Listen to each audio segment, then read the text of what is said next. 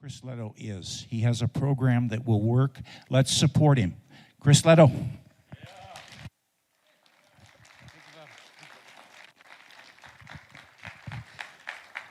Hello. Hey guys, again, welcome back. I'm Chris Lehto. Just for anyone who doesn't know the program or the project, I was a F-16 pilot for 18 years. I went to the Air Force Academy. I'm originally from Houston. I went to the Air Force Academy when I was 17. I really wanted a different life, and it provided it for sure. It was very challenging, an amazing experience. I was lucky enough to go to pilot training. I went to Pensacola. That's where actually Ryan Graves trained. He was an F-18. He's an F-18 pilot. Went to Pensacola, and then went to Luke Air Force Base for my F-16 training. I met my beautiful wife, Claire. We have 3 kids now and live in Portugal. Okay, so after a 20-year career, amazing career all around the world in the Air Force, flying F-16s, amazing opportunity with some amazing people. I retired and moved to Portugal, live at the beach and surf. I started making YouTube videos really to impress my little kids. They said, I want to be an astronaut. I said, that's great. Or a YouTuber. And I said, excuse me? And so I was like, you can do that right now. We just start making videos. And they're like, whatever, Dad, you know. And so I was like, okay, I'll start making videos then.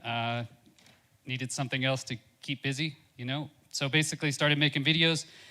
And it was not about actually UAPs or UFOs originally. It was about what I'll talk about here is non-fungible tokens or crypto technology, other new future tech. That's what I was really interested in, was future technology. So I started making videos about that originally. No one watched them actually, which is fine.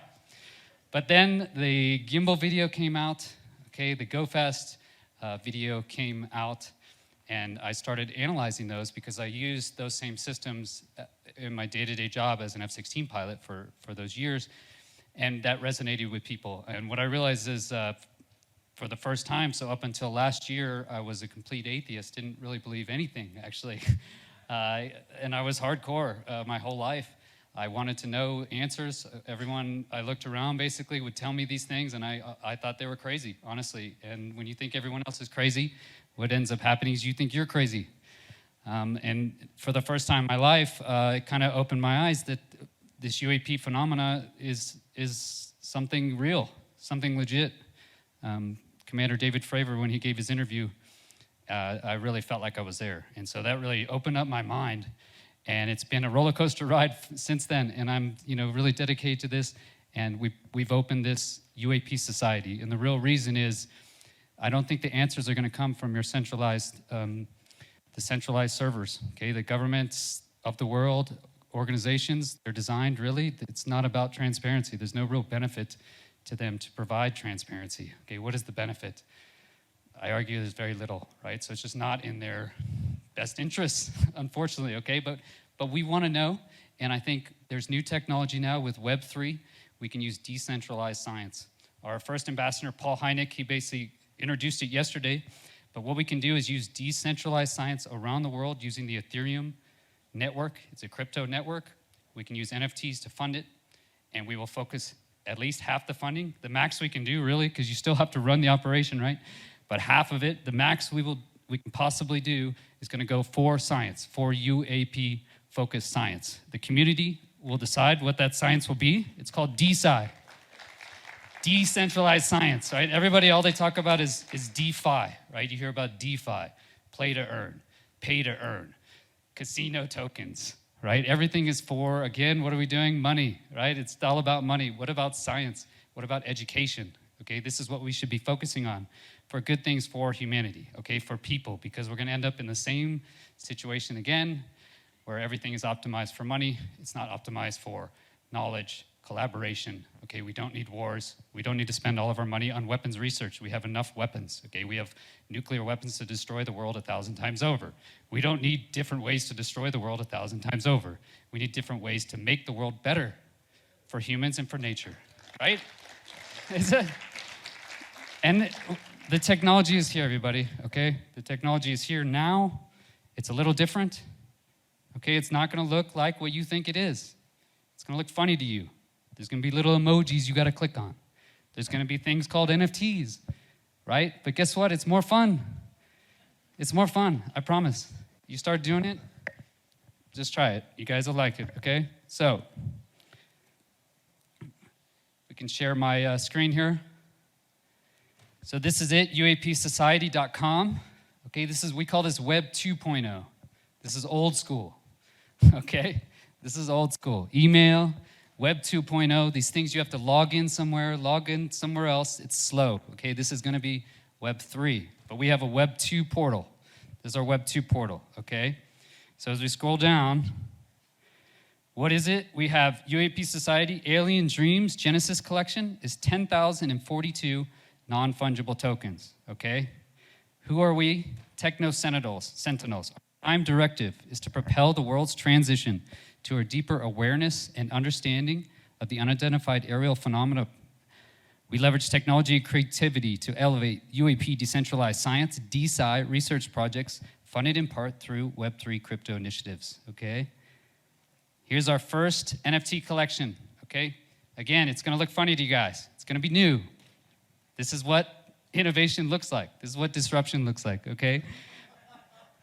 It's more fun, okay? You can look at your bank account where it just says like boring numbers, or you can look at your bank account where it was artificially created, so using AI intelligence, artificial intelligence, combined with a person, C-Stone, Colin Stone, he's our artist, and he made 10,042 of these completely different using artificial intelligence, okay? You can look at your boring bank account, or you can look at this. It's that simple. That's it. NFTs now can be worth hundreds of thousands of dollars.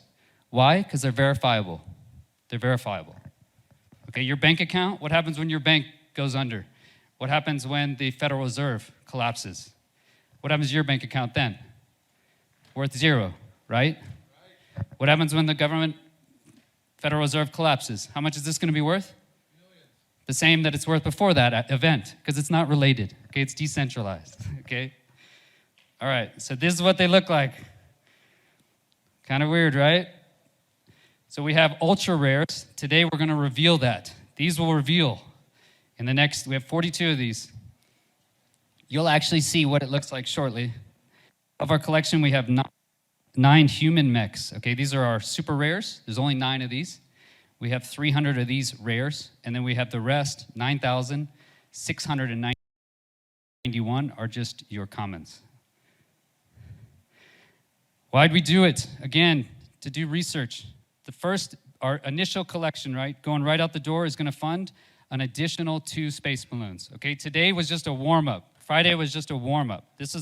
Because I didn't wanna pay marketers to spread our word, I wanted to pay it on doing something cool. So what do? We sent up this space balloon. Okay, so let's bring up Alexei. Come on up, man.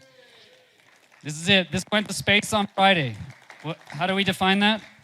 43 kilometers, 43.2 kilometers went up. I'll let Alexei here kind of talk through the payload. Hey guys, how's everybody doing today? All right. Well, this is the payload right here. And basically we had 3 different GPS tracking units on it just so we could make sure we could find it after it landed. We had 3 different cameras, and we had a device created by Jim to give us some special data. But I think it went up great. It ended up in the middle of Dinosaur National Monument, right? So at the end of the day, basically I had to drive 4 hours, then make a deal with a local rancher named Dawn, who took me on her ATV for 4 more hours, and eventually made it to the payload. I think there is a short video of the recovery there towards the end of that. Okay, clip, we'll get to in a second. Yeah. Can you talk through just the payload? So what did you actually put in there? What did you pack up? Right here, you're packing up the payload, getting ready to launch in the video.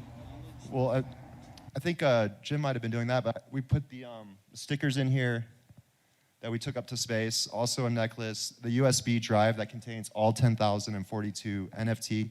So our NFT have been to space. Yeah, let's stop. So we put all of our HD images that I just described there, and we put them on a USB, and we put it in our Germany launch and our Vernal launch. So this is actually the second launch. I'll give you a video of the Germany launch here in a second. Yep, and so in the background right now, you can see that I was a little worried, actually. I mean, you can see the balloon. The wind was blowing pretty hard, and these balloons pop pretty easily sometimes. And we were trying to hold it down while we're doing this countdown. So I basically just said, hey, guys, we got to go. And then you can hear the countdown go off. I think that happens right now. Here we go. 8, So 2, 1, launch. There we go. That was UAP Society, guys. Launching. This is it. You can see everybody right there. yep. There's you guys right there. So we had an ascent of about 6 meters per second and made it to, I'd say, approximately 43,000 kilometers, or sorry, 43 kilometers up, so 43,000 meters. The descent was much quicker, but luckily, our GPS units survived, and we were able to find it in the middle of the mountains. Well, here's Jim. Tell you a few words about his device that we put in there. Hi, so one of the things that we decided to do was instrument this to the point where we can actually understand what is happening during the flight, and as far as what kind of readings there are, GPS readings, electromagnetic readings, and gamma ray readings. So we put a device on here that looks like this. It's a very compact, it's got a little computer on it, a little SD card, and it records continuously throughout the life of the battery, whatever powering it. And it just sits there and just records all day long. And we also have, well, actually, this is Dwayne's, this is actually Blind Frog Ranch's device that I kind of borrowed from him. I sent it up there. I said, if we lose it, we lose it. It's his. So actually, we had another device inside the outpost at the same time that this went up in the air. Unfortunately, and I think that's also true, maybe Alexei can elaborate on this, but I think at the time of the launch, the cell phone stopped transmitting. Is that correct? This stopped transmitting as well, but the one on the ground continued to transmit. So, and they're identical. I mean, 100% identical, which is really weird. And it didn't really have to transmit anything. All it had to do was record, and it stopped. So we had one of those Uinta Basin moments where we had all this preparation, we did all this thinking, planning, taping, and when we said go, it stopped. But we did get some interesting data from the ground unit that was there that Chris can show you later. But it was actually quite interesting. So this went up, and it went a whole lot. Actually, when this was designed, it was designed to go deep into the ground. And this is what we were going to put in Blind Frog Ranch's holes in the ground. Ironically, this went up in the air, so it had a dual purpose, and it never was designed to do that. So. Yeah, and I mentioned yesterday, I got a question is, how often do the equipment break? And I said all the time. And I'm not joking, it breaks all the time. So you can say stuff's easy, right? Everyone's like, oh yeah, that'll be easy, right? You just send a weather balloon to space, no problem, right? Oh, yeah, go try it, right? Go try it and see how it works, okay? So this is just the first one, so this is part of the process right here. So we're already setting up for a dual launch in July as well. And so we're gonna take all the lessons from this and just make it better. So we have your data up on the screen, Jim, if you wanna talk through it. So what we're recording here, and it was actually quite interesting, so the one on the ground is recording things that shouldn't really change in a normal sense. So these are like gyroscopic readings, and these are there's microwave readings, go a little farther up. And what we're finding is that at the point of launch, you get a large microwave signal variation, meaning that there's a whole bunch of microwave, but everybody was outside. This was inside, so it was kind of weird that it was picking up all this extra microwave. So it was doing that. And then a little later on, maybe after about 2100, started to pick up more. That's probably when everybody came back inside. But during the launch, it was kind of funky. It had that big old spike right around when we launched. And that was kind of interesting. So it's not the data that's from the device, but we were recording the identical piece of equipment on the ground, and it was a little bit weird. And then we had some interesting gamma readings, which is a little lower in that thing. During the launch, there was a high gamma peak, which, I don't know if you know this, but gamma's dangerous. We don't get a lot in this area, but when you see peaks, it's something that's a little disconcerting. But we did see a peak right at the point of launch, which means, was somebody watching? Did somebody do something? Not one of you people, but was there something? So we don't know. Anyway. Okay, so this is the balloon. Thank you, Jim. That's awesome. So we'll have a device hopefully in the next launch in July, and we'll work on making it better sealed, so it actually will figure out these issues, basically. So this is, if you want to talk through this, Alexei, on the lookup. Yep, so this is the balloon looking straight upward toward, or sorry, the camera looking straight upward towards the balloon. And you can see the two red dots essentially in the middle of the balloon there. The one on top is the knot that we use to tie the whole structure together. The one underneath that is actually the parachute. So yeah. That's these things right here, right? So this is these connections? Yes, sir. Yep. Yeah, so and you then can see the it there. parachute you can see right there as well. It's this plastic material. It has like powder on it. You know, you can't touch it with your hands prior. That's why we couldn't paint it. Yep. But so in this photo, in this video right here, what you're seeing is the sun dancing around the balloon, right? So what's happening is actually the box is doing 360 spins, meanwhile looking straight upward. So it looks like the sun is circling around, but it's the box doing spins.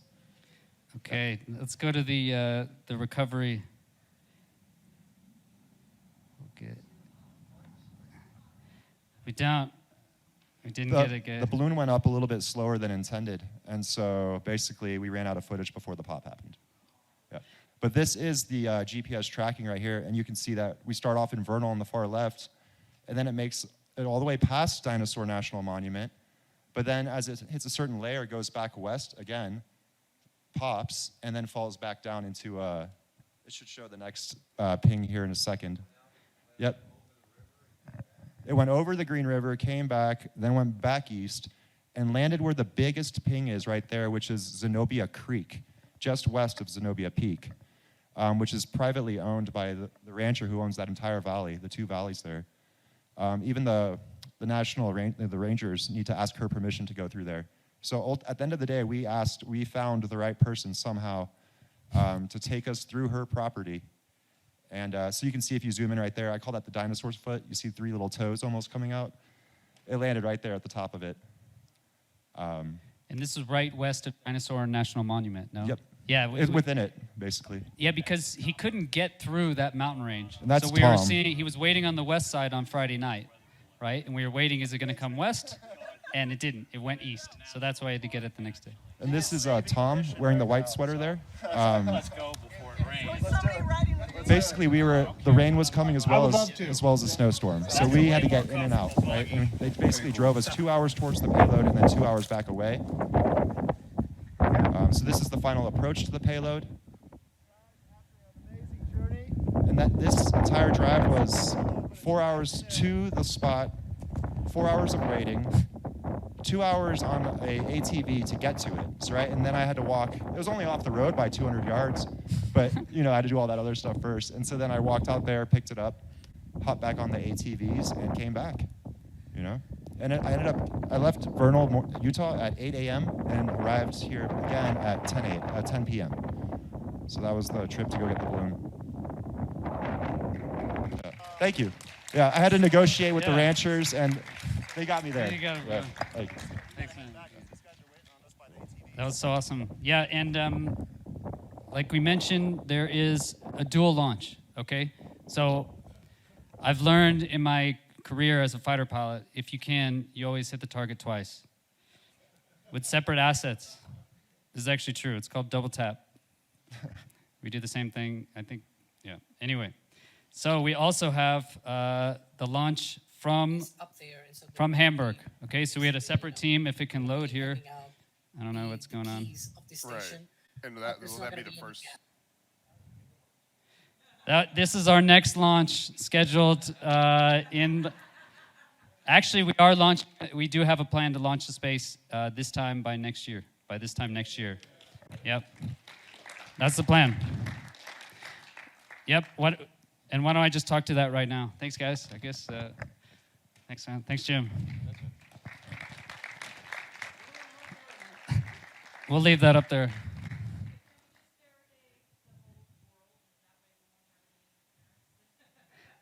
Inundate the whole world? Faraday. It sounds easy to do. Okay, so this is our website. Basically, our main first going out the door science initiative is to support Sky 360. So sky360.org is a nonprofit organization out of Austria. It's led by Richard Hoff. You guys should be on the stream as well. So Richard and his team, Brad's here from Sky 360, amazing engineer, okay? So basically, this is the system. Okay, the idea is it'll be $5,000 for the full max system. Okay, so interested parties can download the actual hardware designs, okay, from the nonprofit. They can order those parts from Amazon Global, so anywhere in the world, and they download the free software on GitHub that'll actually run this system. So we put one of these systems out by Blind Frog Ranch, for instance, and I want 2 systems actually so we can triangulate.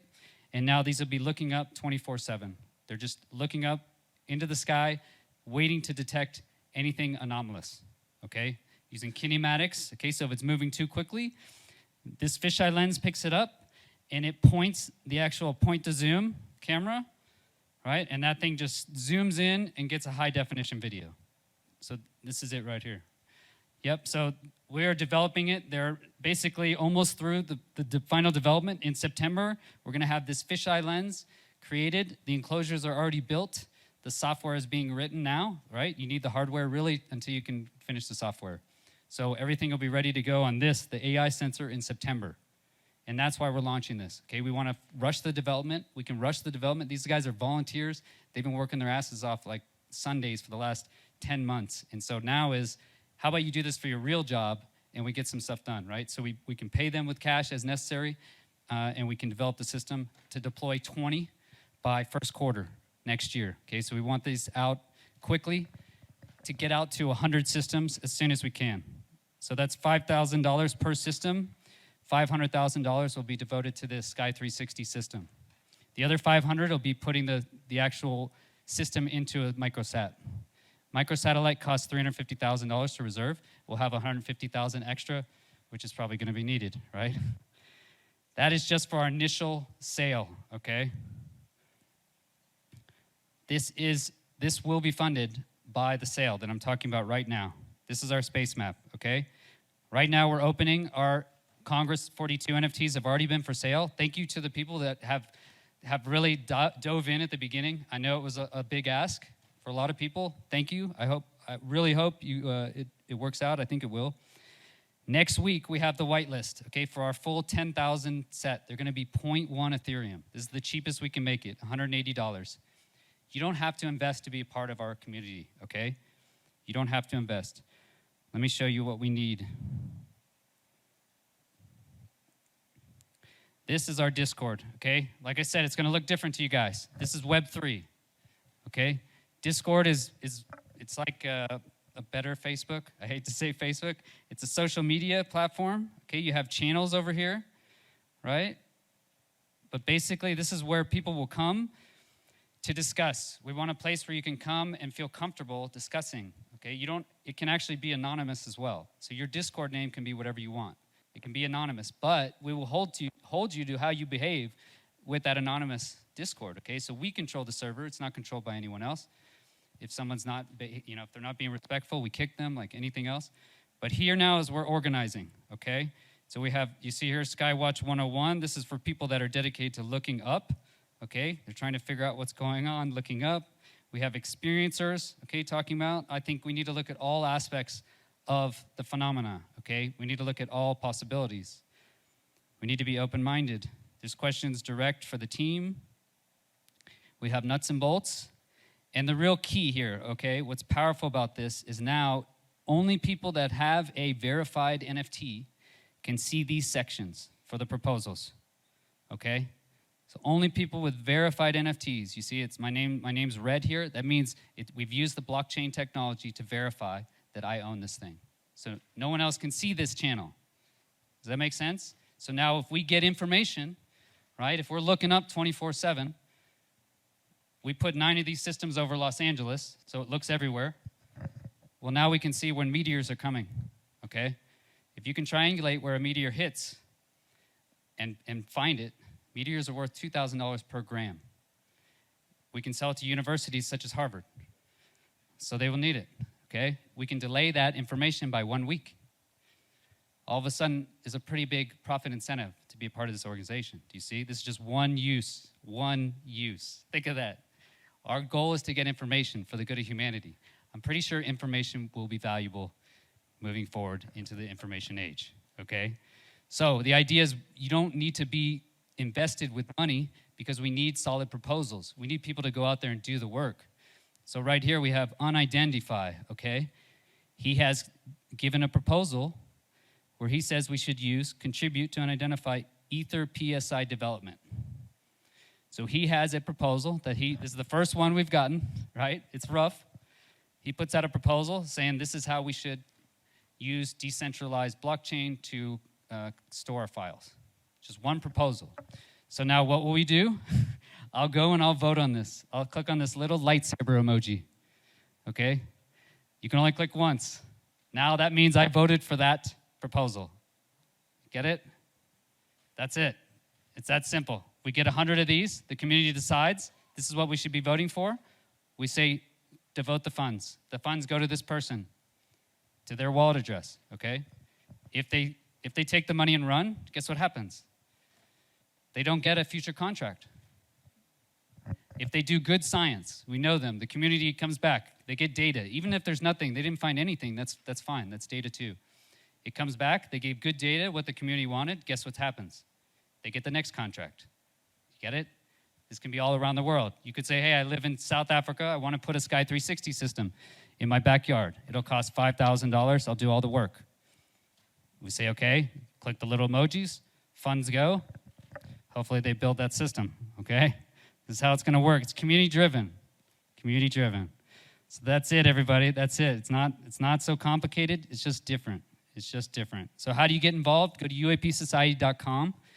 In order to actually purchase, this is what we need, this information, an Ethereum wallet address, your Discord name, and your email address, okay? But that's just if you wanna purchase. To actually take part, just come to our Discord, like I just mentioned. It'll look weird, okay? You can lurk around, get used to it, but this is gonna be the future. So this is gonna be Web 3.0. Let's see if it loaded.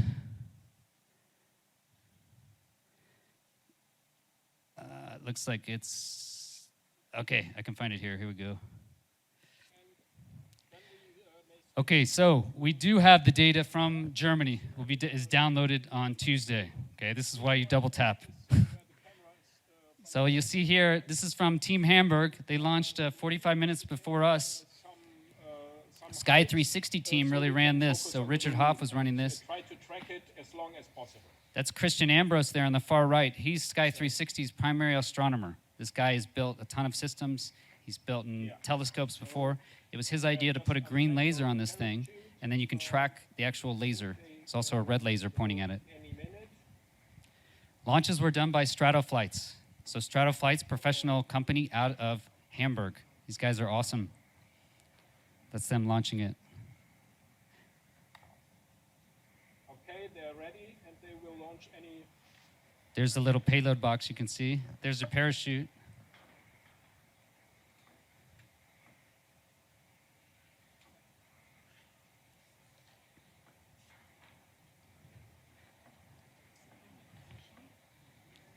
That's it. It launched. That was the first one, actually. Cool. Let's see. They did. Do we know how far they went, Brad? Do you know how far they had to go? They got it late at night. Let me see if I have those pictures.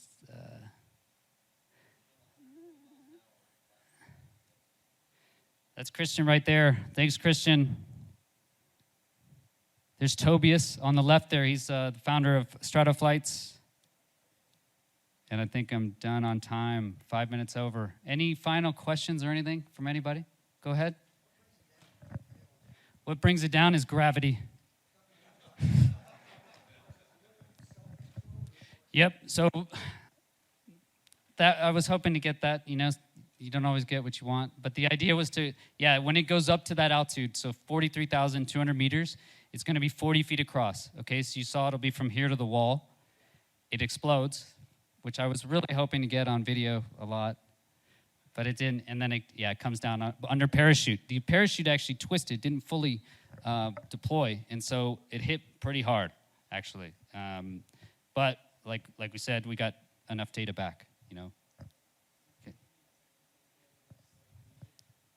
On the German side, they couldn't track it. So they were trying to track the actual balloon like you saw with that telescope, and it was difficult past a certain distance. They weren't able to track it as high as they thought. As far as I know, that everything worked on their balloon. They're still, it's Germany, they'll work on Monday.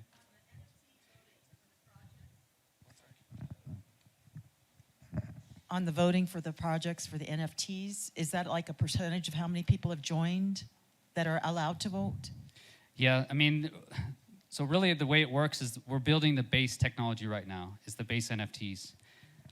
As a company, we're doing the first year. So we have Sky 360, we have the satellite initiative, and then we'll have hopefully another 500,000 for other objectives. But really that has to be finalized, formalized by the community, essentially. The whole idea is that we can't do it alone. No one can do it alone. And that's why we've gotten to this position. If we all just work together, then it can work. But it really does require everybody actually getting in there. There's going to be some frustrations. As long as everybody's respectable, it works. Congratulations on all you've achieved up to now. Good luck. Thank you. With your future endeavor. I want to be part of it. When Excellent. can I start buying these at 180? Yeah, it's, I think Thursday or Wednesday or Thursday.